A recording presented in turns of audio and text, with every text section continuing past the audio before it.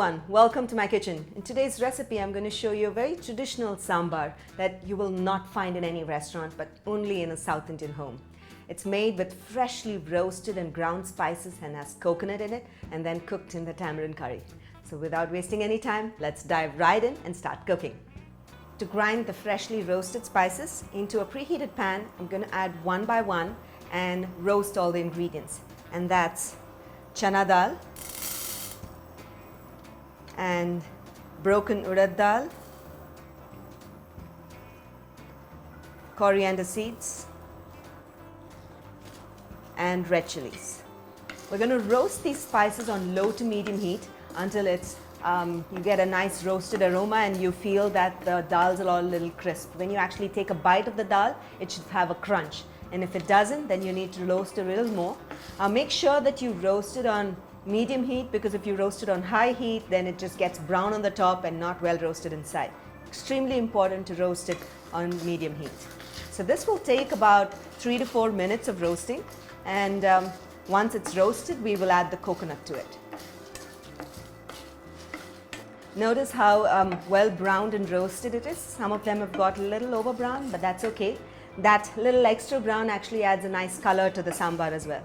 At this stage, I'm going to add in the freshly grated coconut. It's important to use fresh coconut and roast it because it really gives out the aroma for an Arachuvitta Sambar, right? Extremely important to use fresh coconut, and it brings out beautiful flavors after roasting it and grinding it. So we're just going to roast it again on medium heat. You know that the coconut is roasted when it starts giving out the roasted aroma. You don't have to wait for it to brown or anything. It just takes about a minute or sometimes even less on a little more than medium-high heat. Yeah. I think it's done. Perfect. And now that the Arachuvitta Sambar spice mix is ready, we just have to grind it into a fine powder and then make the sambar. So I'm just going to proceed to do that.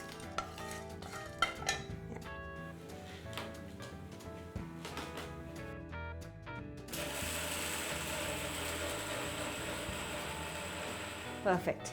Notice how beautifully it's ground, and it has a lightly coarse texture because of the coconut, and this is exactly how we want. And sometimes if there is bits and pieces of dal or even the coriander, it's completely okay because it adds a nice taste and flavor to the sambar.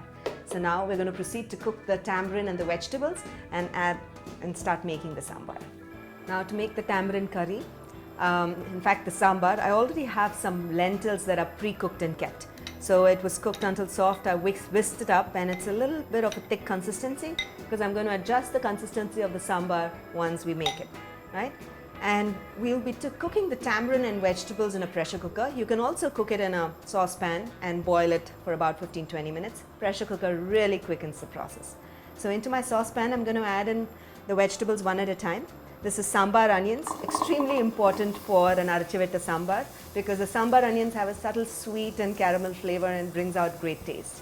And next is radish, another important ingredient for a sambar, right? I've just diced it up, and tomatoes. Essentially, you can add in any vegetable that you like. You can add in okra, that is bhindi, vendeka, or you can add carrots, capsicum, pumpkin, a lot of different types of vegetables, right? To this, I'm going to add in the tamarind water that I made earlier. You can see the recipe of how to make it. I took about a lemon-sized tamarind, soaked it in warm water, and then allow it to soak in, and then squeezed out the pulp. That's it. So that's how easy it is to make tamarind water. And some salt, turmeric powder, and a pinch of asafoetida. Going to mix it all up, and I'm going to pressure cook it for about 2 whistles and then turn off the heat.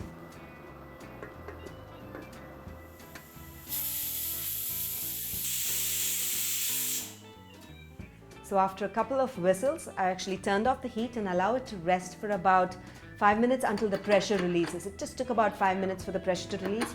When you know you can lift the weight, and then the pressure is released. So I'm ready to open the pressure cooker now. Okay, and we'll add in the sambar powder, the freshly ground sambar powder. It's got a beautiful color. And to this, I'm going to add in the Arachuvitta Sambar powder, right? With coconut. Let's add it in.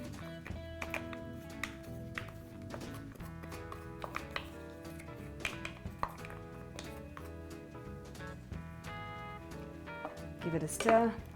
Remember, this sambar powder has dal, so the lentils that we roasted, so it'll actually thicken up the sambar a little bit. To this, I'll add in the cooked and mashed tur dal, pigeon pea lentils. Stir it in and we'll turn on the heat back again.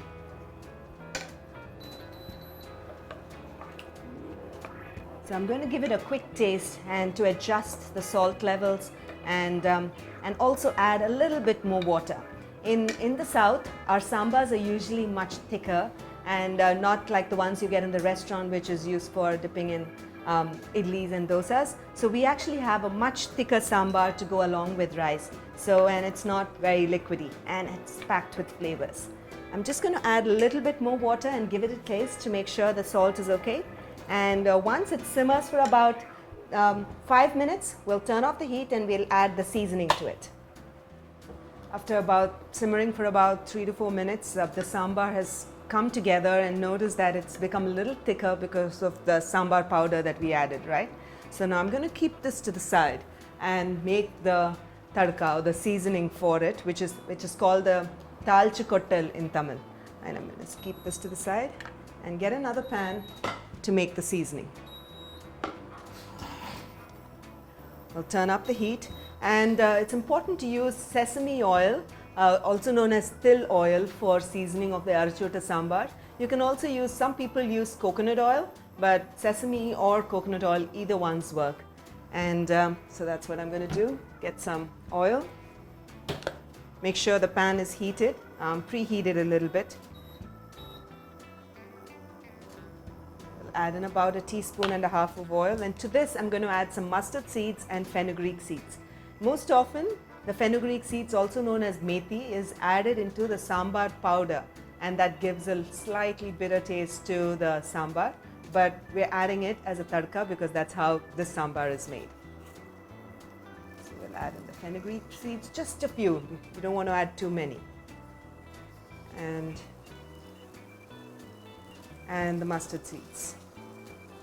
Allow them to crackle and roast, and then we'll add a pinch of asafoetida, that is hing, also known as perungayam, and curry leaves. Okay, now that the fenugreek leaves and the mustard seeds have started to crackle and they're getting roasted a bit, I'm going to turn the heat to low and add in the curry leaves. We're going to roughly tear them apart.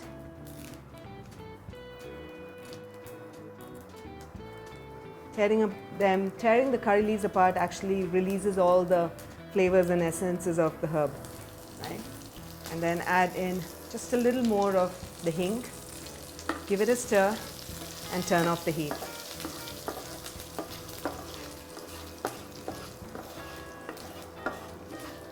Now I'm going to add this to the sambar, give it a stir, and the sambar is ready to be served.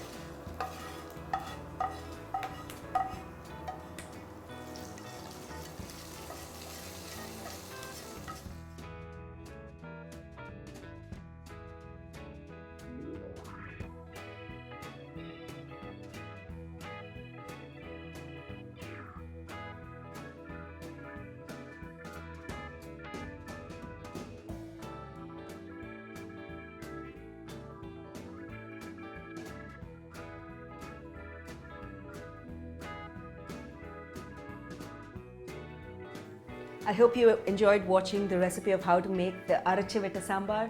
Very, very traditional recipe. You must give this recipe a try at home. You will fall in love with the sambar and never make sambar again with the store-bought sambar powder. Do give it a try. When you do, don't forget to share your feedback in the comments below, because I'm always looking forward to hearing from you. So until then, until next time, happy cooking and healthy eating.